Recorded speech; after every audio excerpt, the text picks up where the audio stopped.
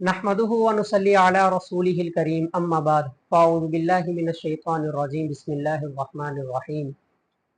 आज मैं आपके सामने सजदा साहब करने के तरीके को और सजदा साहब किन किन सूरतों में वाजिब होता है उनमें से चंद एक सूरतों को आपके सामने बयान करूँगा।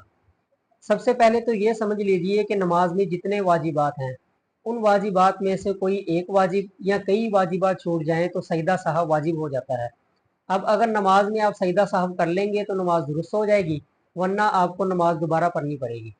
उनमें से पहली सूरत ये है कि आपने सूरह फातिहा तो पढ़ी लेकिन उसके साथ कोई सूरत नहीं मिलाई, या फिर आपने कोई सूरत तो कुरान पाक में से और कोई सूरत पढ़ ली लेकिन सूरह फातिहा नहीं पढ़ी, या फिर आपने इस तरह किया कि पहले कोई सूरत पढ़ ली उसके बाद सूरह फातिहा पढ़ी, यानी कि तरतीब को उलट कर दिया, तो इन तीनों सूरतों में आप पर सजदा साहब वाजिब हो जाएगा। उसकी वजह यह है कि सूरह फातिहा में और दूसरी सूरत इन दोनों में तरतीब वाजिब है, यानी कि पहले सूरह फातिहा पढ़ी जाए उसके बाद कोई दूसरी सूरत पढ़ी जाए, लेकिन क्योंकि आपने तरतीब को उलट कर दिया इसलिए वाजिब को छोड़ने की वजह से सजदा साहब वाजिब हो जाएगा।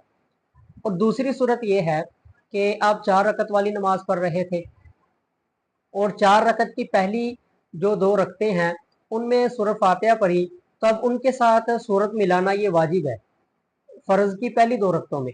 लेकिन आपने सूरह फातिहा पढ़ी और उसके बाद कोई सूरत नहीं मिलाई, भूल गए, तो अगर अब आपको दूसरी 2 रकतों में सूरह याद आ जाए कि मैंने पहली 2 रकतों में सूरत नहीं मिलाई, तो दूसरी 2 रकतों में सूरह फातिहा के साथ सूरत मिला लें और आखिर में सजदा साहब कर लें।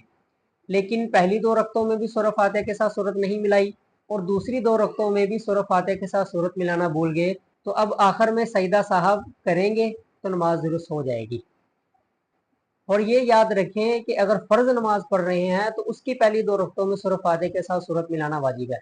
लेकिन अगर आप नफल नमाज पढ़ रहे हैं या सुन्नत नमाज पढ़ रहे हैं और अगर वो 2 रकत वाली नफल नमाज या सुन्नत नमाज है तो उसकी दोनों रकतों में, और अगर वो 4 रकत वाली नमाज है तो उसकी चारों रकतों में सूरह फातिहा के साथ सूरत मिलाना ये वाजिब है।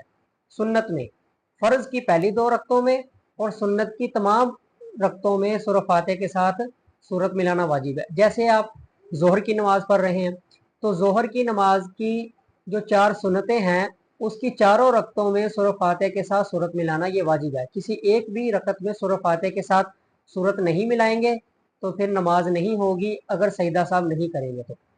अब सजदा साहब करने का तरीका क्या है? सजदा साहब करने का तरीका ये है कि अगर आप 2 रकत वाली नमाज पढ़ रहे हैं तो दूसरी रकत के आखिर में अत्तहियात उसमें 2 सजदे करेंगे, और अगर आप 4 रकत पढ़ रहे हैं तो चौथी रकत के आखिर में जब अत्तहियात बैठते हैं तो उस वक़्त आप सजदा करेंगे, 2 सजदे करेंगे। अब सजदा करने का तरीका क्या है कि आप अत्तहियात इसको मुकम्मल पढ़ लेंगे अब्दुहु व रसूलु तक, और फिर उसके बाद अपनी दाईं तरफ सलाम फेरेंगे और फिर 2 सजदे करेंगे। 2 सजदे करने के बाद फिर आप अत्तहियात पढ़ेंगे, फिर उसके बाद दुरूद शरीफ पढ़ेंगे, फिर उसके बाद रब्बी जालनी पढ़कर सलाम फेर देंगे। ये सजदा साहब करने का तरीका था। अल्लाह ताला जो सुना गया इस पर अमल करने की और इसको समझने की तौफीक अता फरमाए। वमा अलैना इल्लल बलाग।